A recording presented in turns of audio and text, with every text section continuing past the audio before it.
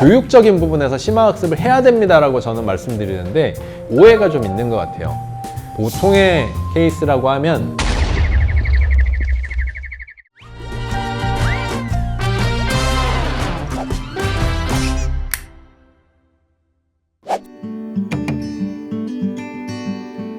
이것도 참 어려운 문제긴 한데요. 심화란 타이틀이 걸려있는 심화는 다른 영역과 합쳐져 있다든가 교과 기본을 한 거로만 풀리지 않고 어떤 논리가 필요하다던가 아니면 개념할 때 배운 원리보다 더 깊이 있게 뭔가 생각해 보라던가 그런 것들이 심화라고 생각하는데, 실제로 가르치는 입장에서 또는 어머니 입장에서 내 자식을 바라봤을 때의 심화는 최상위가 되어서는 안 되고 우리 아이에게 심화가 어떤 책일까로 생각해 보셔야 돼요.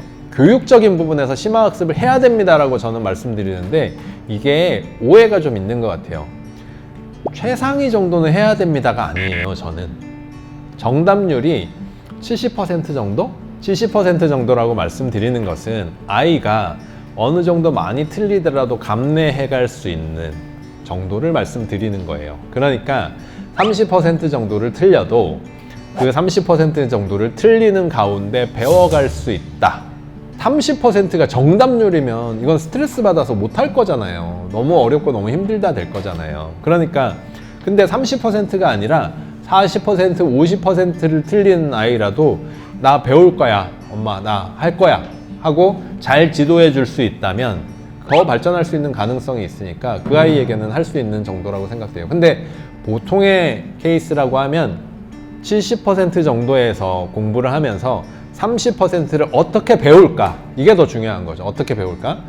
곱셈 구구를 배우고 나눗셈을 요구받으면 나눗셈을 가르치는 게 낫겠다. 이거보다는 사실 나눗셈도 곱셈의 영역에 있는 학습이기 때문에 아이가 가지고 있는 개념을 확장해 주는 게 더 낫다라는 거고요. 지금 내가 알고 있는 거에서 개념을 응용해서 더 이렇게 잘할 수 있는가를 잘 가르쳐 주는 거, 그 30%에서 그런 부분이 더 중요한 것 같습니다. 학생들한테는 그런 얘기를 해준 적이 있는데, 고등학교에 가서 허수를 배우면서 선생님이 허수에 대해서 이렇게 얘기해 줍니다. 이건 세상에 없는 수야. 이런 수는 있을 수가 없어. 제곱을 했는데 어떻게 마이너스가 되니? 그건 상상할 수 없는 수야. 근데 누군가 이걸 상상해서 만들었어. 그래서 저는 속으로 궁금증이 있었어요. 왜 만들었을까? 아니 세상에 있을 수 없는 건데 수학하는 사람들은 참 이상해. 이렇게 생각했었어요. 대학에 가서 공부를 해보니까 우리가 사용하고 있는 전기, 역학 다 복소수가 사용되고 있었습니다. 수학을 공부하는 건 이 세상의 여러 가지 원리들을 풀어내는 것들을 차근차근 배워가는 과정에 있다고 생각해요. 실제로 우리가 나중에 어떤 꿈을 꾸고 무엇을 해나갈지 모르고 대학교 가서 공부를 해보니까 알겠더라고요. 내가 고등학교 때 이렇게 궁금증이 있던 의문이 있던 그것이 이 세상을 풀어가고 있는 방법이 이게 없으면 안 되는 거였구나.